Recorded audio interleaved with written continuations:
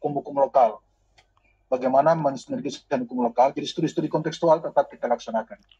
Jadi saat ini kita dengan 24 dokter, kemudian 1 guru besar, kemudian kita juga menjalin kerjasama dengan beberapa universitas.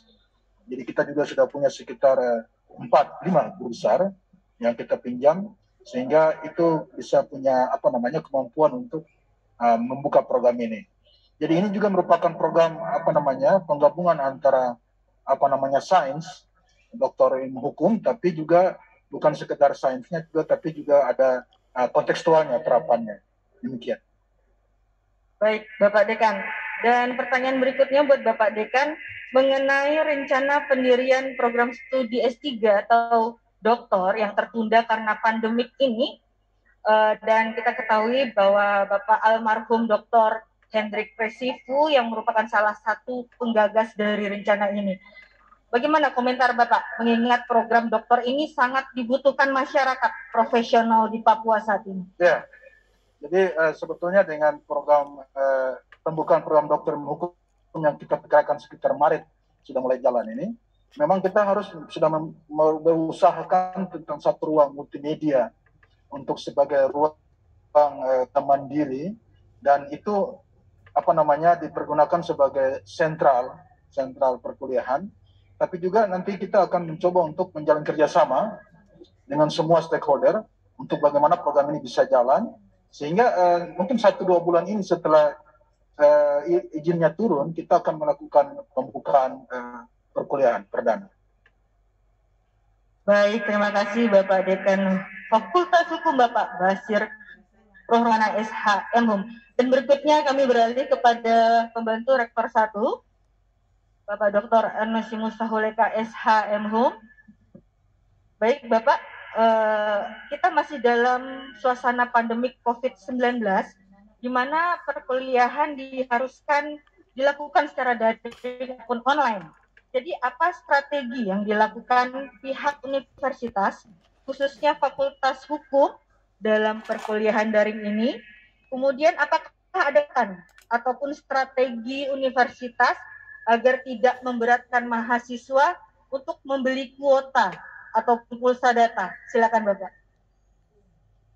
Ya, terima kasih banyak. Jadi Bapak-bapak, Ibu-ibu, saudara sekalian, seluruh masyarakat yang ada di tanah Papua, kita sama-sama ketahui bahwa Universitas Cendrawasih adalah merupakan salah satu universitas negeri yang ada di tanah ini dan universitas tertua di tanah ini, senantiasa berusaha untuk mengembangkan diri dalam rangka menyiapkan sumber daya manusia bagi pembangunan di tanah Papua khususnya dan di seluruh Indonesia. Di tengah-tengah pandemi virus COVID-19 ini, semua kita menyadari bahwa kegiatan-kegiatan apapun yang kita lakukan senantiasa kita dibatasi, ya, dibatasi dalam rangka kita mau menghentikan penyebaran COVID-19 itu. Oleh karena itu, di dunia pendidikan pun, saya katakan, di dunia pendidikan pun ada pembatasan-pembatasan itu. Karena apa? Karena memang dunia pendidikan ini kalau kita tidak dibatasi, maka penyebaran COVID itu akan muncul di situ. Makanya SK Menteri, Keputusan Menteri Pendidikan dan kemudian Riset Teknologi ini mengisyaratkan bahwa kita masih pada semester gasal atau semester ganjil tahun 2021-2022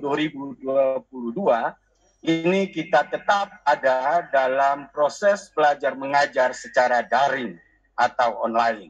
Nah, tadi saya katakan proses ini kita laksanakan dalam rangka kita memutuskan mata rantai penyebaran COVID-19 sehingga nantinya kalau Tuhan berkehendak pada semester genap ini kita berdoa supaya perkuliahan tatap muka ini dapat dilaksanakan. Oleh karena itu, strategi-strategi kita yang sudah kita bangun selama ini, selama masa pandemi ini, yaitu bahwa kepada Bapak Rektor sudah menginstruksikan kepada semua fakultas, pimpinan fakultas untuk menyiapkan semua sarana-sarana yang berhubungan dengan kuliah daring, ya, menyiapkan semua sarana, apa itu lewat WA, dan selama ini khusus di Fakultas Hukum ini disediakan oleh pimpinan fakultas, ya. Sarana-sarana itu misalnya saja pimpinan fakultas menyediakan WhatsApp, WA, ya, sehingga diberikan kepada semua dosen dan dikomunikasikan kepada semua mahasiswa yang akan kita kuliahkan, sehingga pada waktu yang sudah ditentukan sesuai dengan jadwal itu bisa berjalan. Dan itu senantiasa dilaksanakan. Jadi saya katakan bukan saja Fakultas Hukum, semua fakultas yang ada di lingkungan Universitas Cendrawasih, termasuk di dalamnya program pasca sarjana, ini kita lakukan. Perkuliahan ini secara daring. Bahkan ujian-ujian skripsi tertentu juga dilaksanakan secara daring. Tetapi kalau bisa dilaksanakan secara tatap muka, karena ujian skripsi itu hanya beberapa orang, itu kita laksanakan. Saya kira gitu. Baik, terima kasih Bapak Pembantu Rektor 1 dan juga Bapak Dekan Fakultas Hukum atas waktunya berbincang-bincang dengan kami, tim Humas Universitas Cendrawasih. Sehat selalu Pak, terima kasih. Terima kasih. Terima kasih.